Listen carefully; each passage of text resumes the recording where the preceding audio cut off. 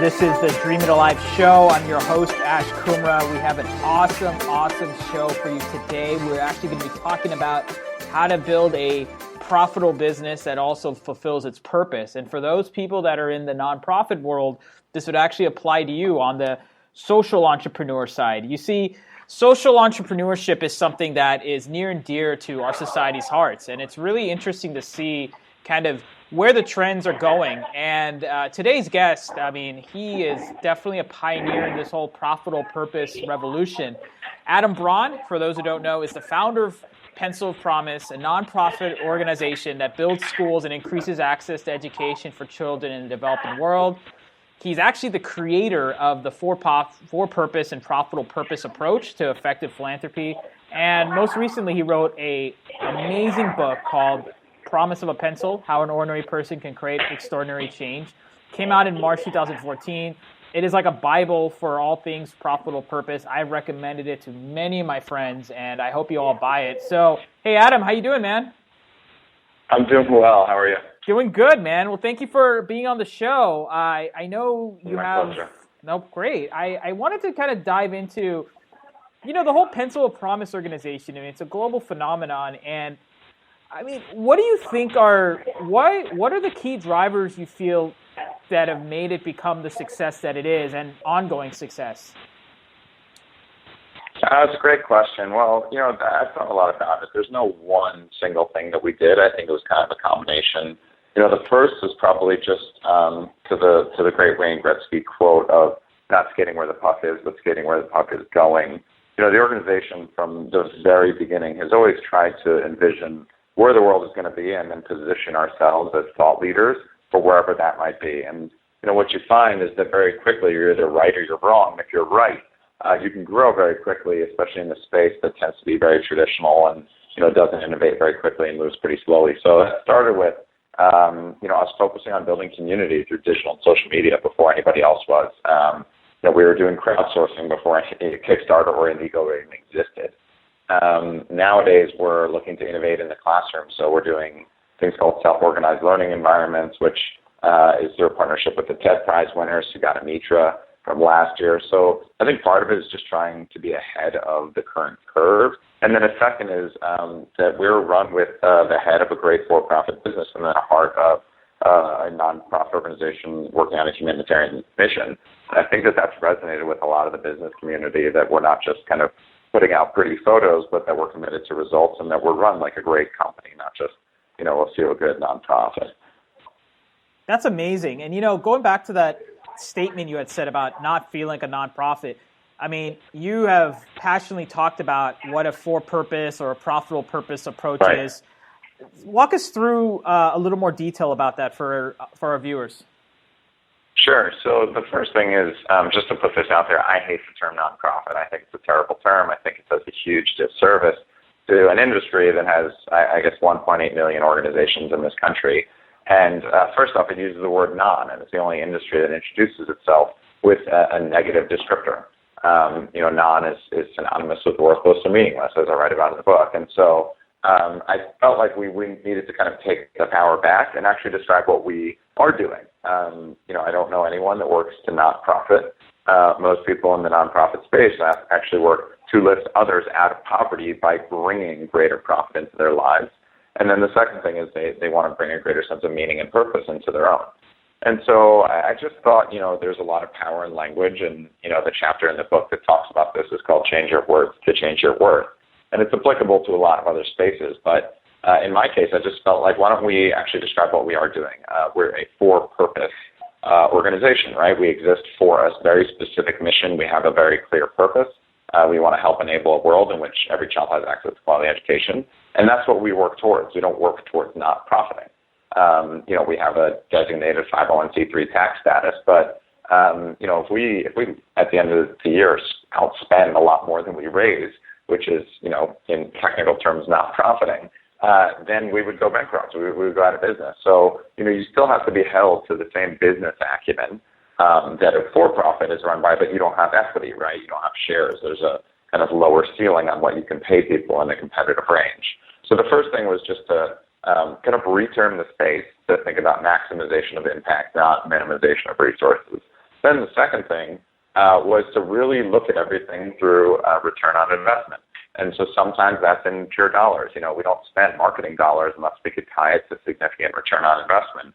But then there are other things that have social return on investment. So we'll test out new programs in the field where we build hundreds of schools if we believe, hey, this could lead to huge education opportunities for a child. So everything needs to be measured. Everything needs to be really rigorously analyzed. And then at the end of the day, transparency is the final part, in my opinion, of the for-purpose approach, which is, you set a vision, you put a goal out there, you articulate it to people, and then you're transparent about your successes and your shortcomings. That's awesome. Well, going to your book, you just mentioned your book, and then we're going to jump to some audience questions.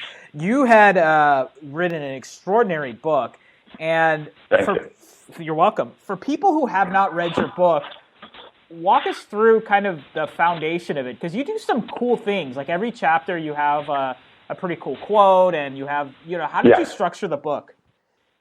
Well, I've always, tried to create things that I would have personally consumed or been a part of, right? Pencil of Promise and its origin was created because I didn't feel like there was a nonprofit out there, or in my terms, for purpose, that was really addressing education the way that I thought it needed to be addressed. And so when I sat down to write a book, I just thought, all right, how do I consume content? How do my friends consume content? And it tends to be nowadays in like episodic form. And so, I have a Netflix subscription. I binge on Netflix, but, I don't watch like one episode, every day. I don't have that type of time or diligence. What happens is I find pockets of time, and then I'll watch like 5 in a row, right? And the same thing with TED Talks or YouTube clips. You find episodes of content that's great, and one kind of leads into another. And next thing you know, you passed a couple hours and you had a blast doing it and got great content out of it. So when I sat down to write the book, I wanted to write a book that, was narrative form. It was great storytelling because I had traveled to, to a lot of countries. I think it's close to 80 now, but I would write about a lot of these different travels and the origins of creating an organization. But I had read a lot of these books from great entrepreneurs and great leaders, and I always left at the end of the book feeling a little bit helpless, like, wow, that was so inspiring, but how in the world am I going to go do this myself? And so I decided that I was going to write a book that was narrative and structure, but kind of had the backbone of a how-to. So every chapter would provide people with quality learnings, and I decided to structure it around the concept of mantras. Mantras are just, short, pithy phrases that often are kind of universal or essential truths in one sentence. And I've always used them throughout my life. I just find a phrase and it just hits me with so much truth, and then I write it down everywhere. And it's kind of like my guidepost as I'm making decisions for that, 4 to 6, maybe 8 months of my life. And then I find a new one that kind of resonates with that chapter that I feel like I'm in. And so the book is structured around 30 short chapters. Every chapter is about 6 to 10 pages, so they're quick reads. And every chapter is titled with a mantra. And that chapter kind of tells the story that illustrates that mantra in action.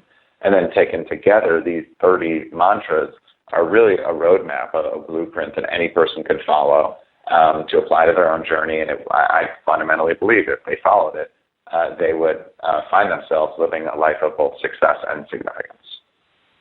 Oh, wow. Well, I actually had this question, but this is actually from one of our callers. Janine has a question for you. Hey, Adam, I've read your book. It was definitely truly extraordinary. Which chapter or chapters were the most meaningful for you, and why?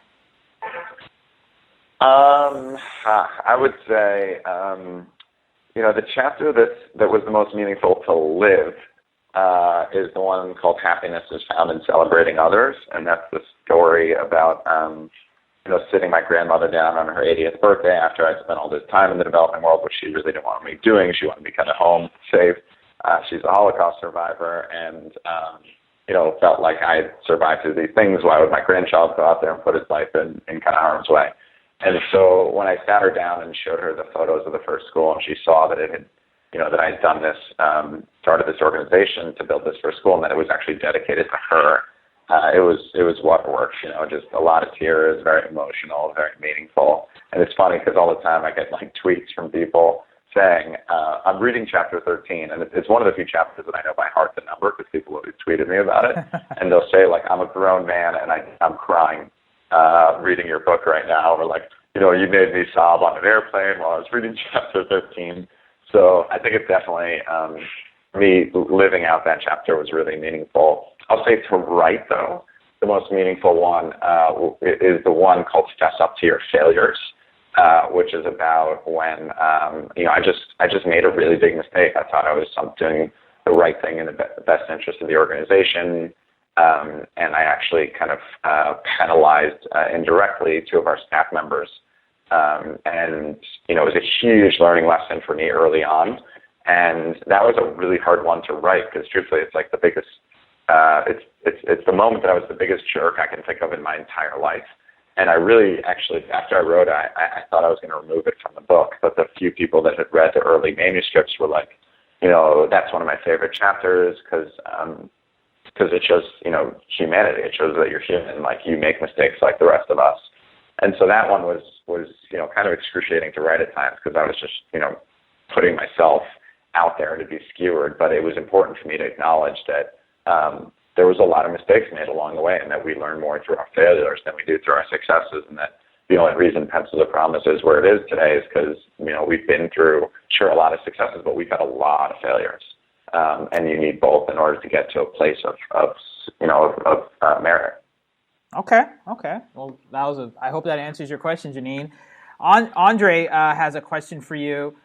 What have you learned about your business after writing this book, since you extensively talked about the business and talked about the vision of where you see it coming?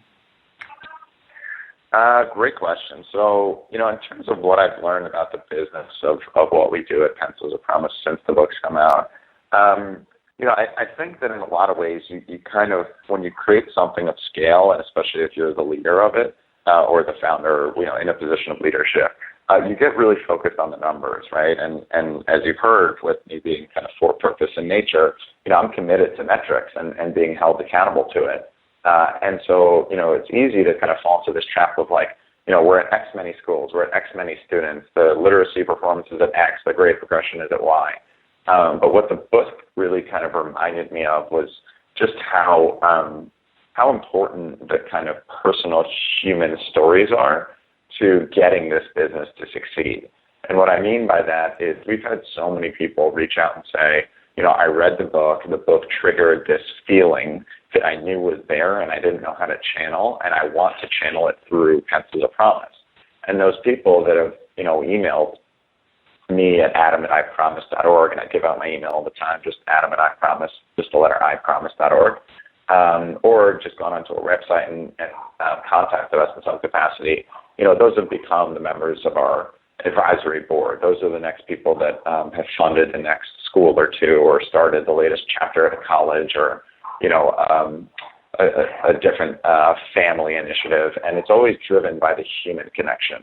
And that's one thing that the book definitely taught me, is that the numbers are only possible because of the human connections that are made. And oftentimes in like a 140 character world, we lose sight of that. But, long form content, writing a book, and then having people read a book, it's just reminded me of how important that side is. Okay, well, that's a good answer for that. Melissa has a question. She has asked, this is about your board and how you build your organization. What do you think the keys are to building an effective board, given that most board members for nonprofits are doing this out of more of a helping the purpose, not as a driving profits, etc.? I think, and this I've learned, through a lot of time and effort and focus. But I think that a board of directors for any company, but in particular for those that are in the social sector, 501c3s, is really one of the most pivotal elements of your organization. I mean, a great board can completely transform an organization, and a bad board can completely paralyze it. So, board composition, board structure, board governance is hugely, hugely important, and something that I don't think a lot of us think about early on, but it becomes increasingly important as you scale. So, the way that I've always looked at it is, I try and find the people that, first and foremost, just have the right heart. And I really mean that in every way, shape, and form, because at the end of the day, the board is responsible for the well-being of the organization. They can fire the CEO. I mean, I've started this thing, I can get fired at any time by my board. And so you need to find people that are in it for the mission, above and beyond all else. They're not there for themselves. They're not there for, some piece of recognition that goes in association with it, but, they're really there for the mission, more so than the people. And then the second thing to really focus on, I would say, is their ability to mobilize resources. And a lot of people just think about that in terms of dollars, but oftentimes it can be relationships, it can be in-kind contributions, it can be services. So, we have a guy on our board that I write about in the book, Rich Lent, who ran a really big digital agency. And he got his agency to build out our first website completely pro bono. He didn't have to put up a big check personally, but he leveraged his position to get an incredible contribution in the form of this website that dynamically transformed our organization. And then, as you look for more board members, it's important to remember that they're not just check writers. They're really true partners.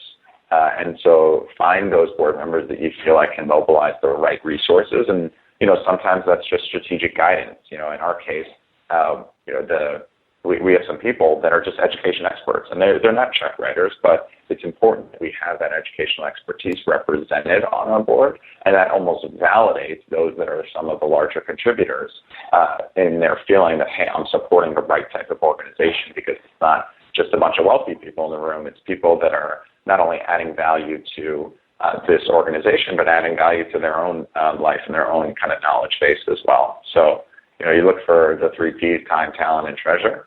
But I think a great board member actually, finds a way to counterbalance the needs of the existing board between those 3 elements. Wow, that's awesome. That was a great answer. David has a question about celebrities. His question is, hey, Adam, it's so awesome to see you affiliated with awesome celebrities such as Usher and various other celebrities. As a nonprofit, we also get asked for different celebrities and endorsers to be on board, but we're very selective because we want to make sure that it's in line with our mission. My question to you is how do you determine which celebrities to get on board or not, and making sure that they're not doing this for some PR image enhancement? So great, really great question.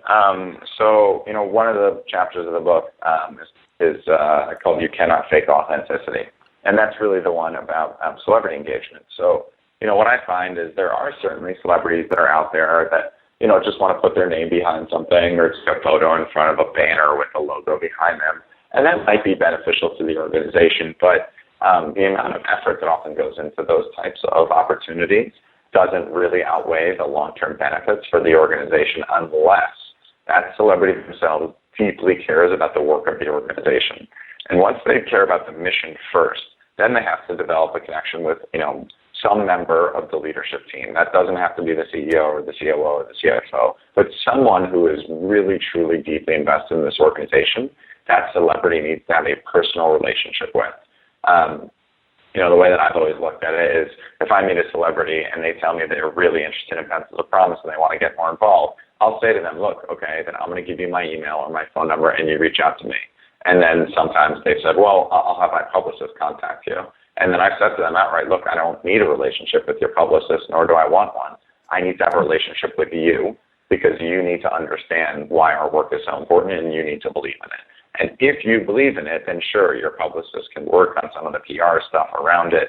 But at the end of the day, me having a relationship with your publicist is not going to lead to you having a good experience with Pencils of Promise, nor us developing an authentic connection to you. So the relationship either needs to be between you and me or you and one of our staff members. And, that's turned off some celebrities, and that's totally fine with me because it wouldn't have worked out anyway. But with some of them, they said, something I want to go to the core. I want to know the people that are working on this day in and day out. And yeah, they're busy people, but I think everybody is busy. It's just a matter of, finding time to create relationships with the people that you choose to. And so, it has to start with a relationship with the staff member. And then once that person is, truly invested and understands the organization, then, yeah, you might ask them to do certain things, but I find that the best types of celebrities are the ones that are coming up with ideas and then reaching out to us. Okay, cool. Well, this is the last question before we kind of follow up on how we can help your organization. My name is Raj. I'm with Xerox Corporation. We are looking to do more in the philanthropic side. What advice do you have for a big company like us to get more involved with philanthropy and related endeavors? So one, I would certainly kind of take a stock of what your employees themselves care about. So you might want to do, start with a cross-sectional survey of your staff and say, all right, what are the causes that we are collectively passionate about? Is it education? Is it animal welfare? Is it, a certain disease that's affected a whole bunch of the staff? Is it, the environment? Is it health-related? And really get an understanding of what is it that these people care about. And then I would find a great organization that works in that sector that is extremely transparent, has a tangible outcome that you can hold them accountable to for a set amount of money. And then I would build an employee engagement campaign where you tie employee performance to the creation of that outcome that you can get to. So, with the Pencils of Promise, for example, we build a brand new school and support it for $25,000. It's a very simple number. We know we can build a great school, and further, anyone that funds or fundraises towards $25,000 gets the opportunity to dedicate the plaque on the school, so it can say lovingly dedicated to a company, an individual, a family, a foundation. And then even more importantly, we take two individuals from that company or family or foundation on the ground to either Guatemala, Laos, or Ghana, wherever they've chosen their school to be in the countries of impact, and they get to see it themselves and build a really incredible connection and have this life-changing experience. And so what we've seen is a lot of companies will reach out and we will work with them to find a way to create one of these campaigns where, if they, sell subscriptions of a certain kind, what they'll do is they'll say to their employees, hey, we as a company are putting in, the first $12,500, or we'll put in $25,000 to build the full school, but it's only unlocked with each sale that you make unlocks $50. And then they can create incentives, so competition internally across departments, where the marketing department will compete with the admin department, they'll compete with the operations and the sales. And what will happen is you create incentives to drive greater performance of the well-being of your company. And in the process, your employees feel a real sense of purpose and meaning in the work, because they know every time they accomplish some type of meaningful benchmark or sale that's important to the well-being of the company, they're also helping to educate a child and getting the company closer to building its own school. And then oftentimes we've seen that some people said, well, the CEO is going to go on the trip, and then whichever employee drives the most sales in this one period. And so then you get to have this really cool experience. There's some people that might be junior and don't get to know the leader of the organization or a member of the leadership team gets to go to this amazing experience and develop a really cool relationship. So that would be my advice, is to build a true employee engagement campaign that ties together a company donation, and sometimes you might want to do fundraisers. So on pencilsofpromise.org, we've created our own kind of version of Kickstarter so that every company or individual or family or foundation can create their own custom page and then watch as they fundraise towards that kind of thermometer getting completed. So, you might want to have employees compete as fundraisers or have the company put up money. Either way, I would tie it to company performance and then try and get some really meaningful, tangible outcome that improves the world. That's amazing. Okay, well, Adam, I got to tell you, man, I felt like this was a social entrepreneurship 101 course because, man, the questions that were asked and the answers you gave are so extensive. I really, really love this, and I'm so glad that this is recorded because people who missed this. My pleasure. My question to you before we end this is, what's next for Pencils of Promise, and how could we help you? Well, what's next is certainly on our side programmatically building more schools, and then additionally looking to transform what happens inside the classroom. So what I mean by that is we break ground on a new school every 90 hours. Our holiday campaign is coming up, and we're looking to fund our next 25 schools in Ghana. So as I said, each school is $25,000. We're looking for 25 partners to fund the next 25 schools. It's part of a campaign that we'll run called Season of Promise, and you'll see that launching this month. And so that's part of what's next. And then, we're, as I mentioned at the start of this chat, exploring what we call innovation pilots. So we've put e-readers and tablets in a bunch of our schools with new curriculum and learning methodologies to see how we can transform a child's learning experience. It should be really, really interesting. And you'll see a lot of media coming out from Pencil to Promise across all of our digital and social channels in the coming months. And we're just trying to expand and grow because there's still a lot of kids without access to quality education. And, this organization is not going to rest until we see a world in which you know that every child, regardless of age, status, or location, has access to a quality education and a better life ahead. Cool.